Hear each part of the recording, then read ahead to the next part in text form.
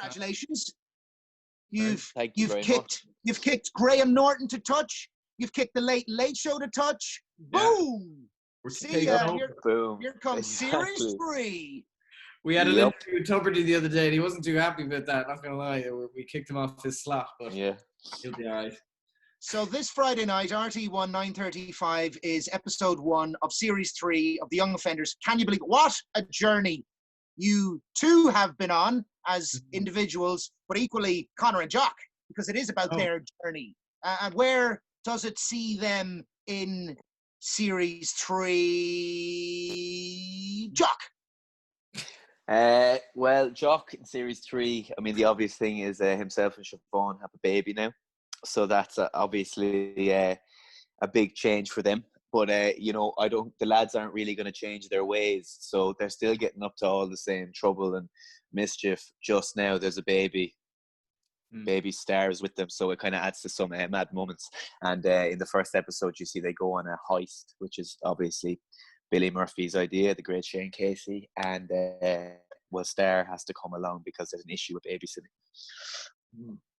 Well, there's no messing at the start of episode 1. It's wham, bam, straight in. The van door slides open. There he is.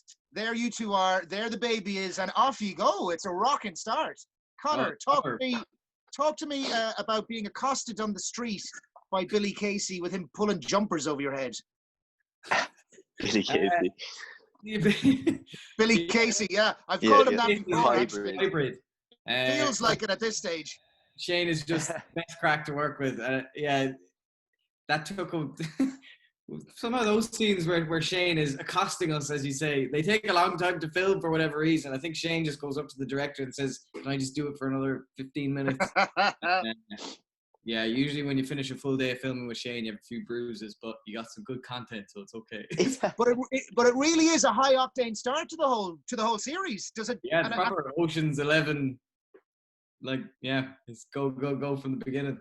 I've seen episode 1. I'm only halfway through episode 2, but it starts off at a furious rate as well, with it's like a return to an old favorite, a bike chase on classier bikes, albeit slower. Yeah. And so is Series 3 have you just ratcheted up the pace and off it goes? Well, it's funny. I think it's pretty quick paced. I think I like episode 2 because it's all set kind of in one area, which is not usually the way The Young Offenders is. It's kind of, it goes from place to place and you're traveling or cycling. Whereas this was almost like a stage play. It was just kind of in one location, which changes the speed up a little and kind of allows for different.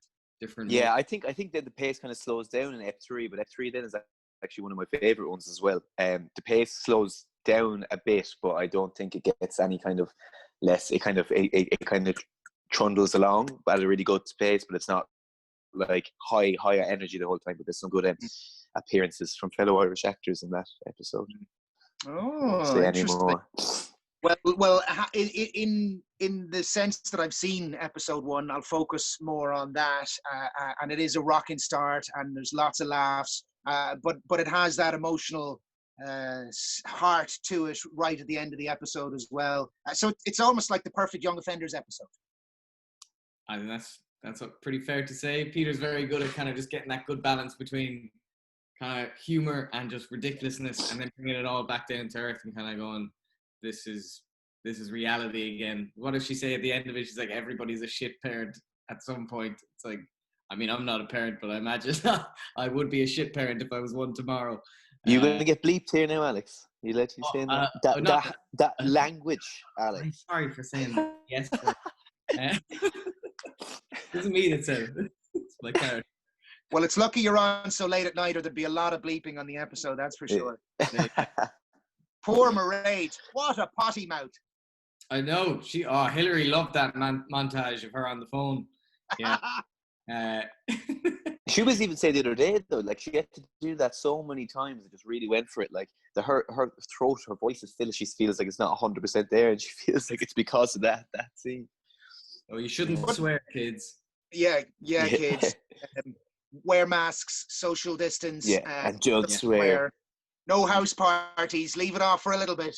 There's loads of signs around Dublin where I'm living saying no sleepovers.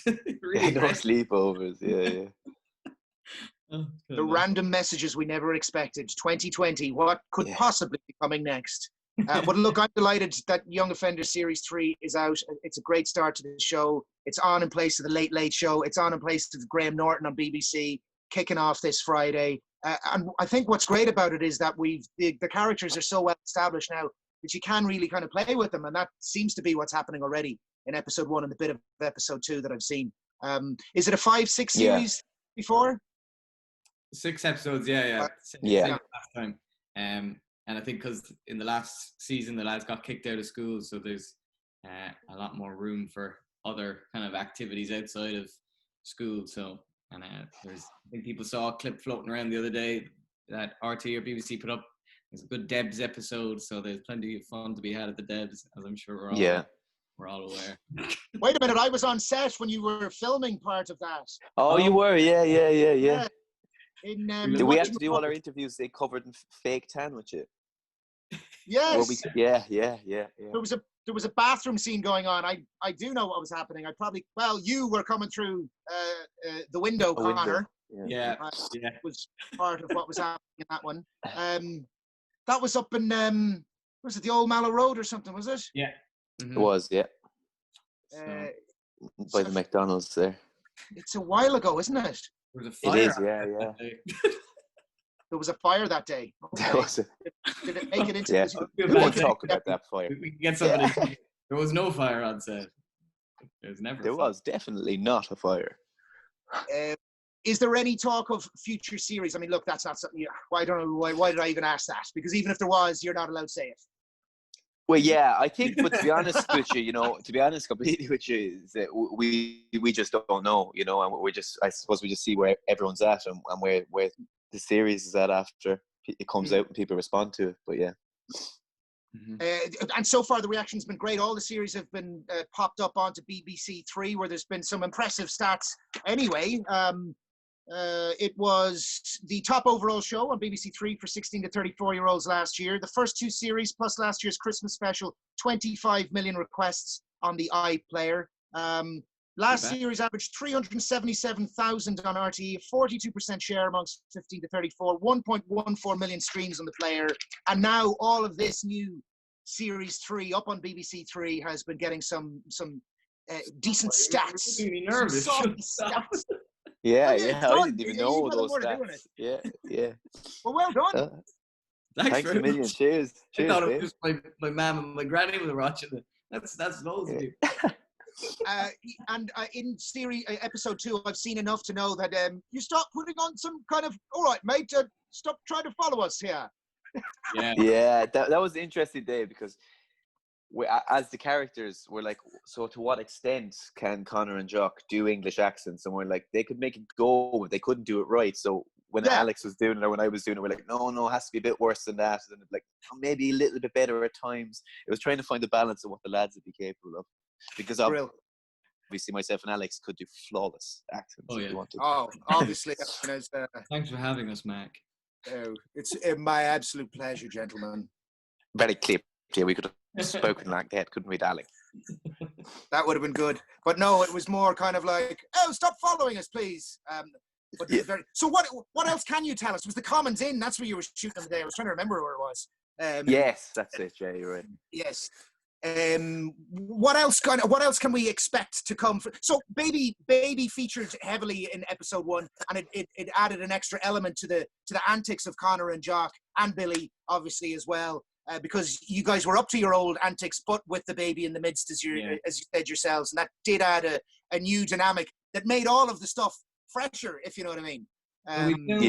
We filmed with 2 babies. They're twins, Penny and Nola Richardson. I'd say they're probably all grown up. It's been over a year now since we filmed with them. I'd like to see them again. They've done their leaving. Yeah, exactly. Or not done their leaving. Not done their leaving, exactly. But they were just they were the best to film with. They're just the best babies. Yeah, they were. They really they were. on set, we're warned, no shouting, no swearing, because there's babies on set. So it was a nice calm energy always.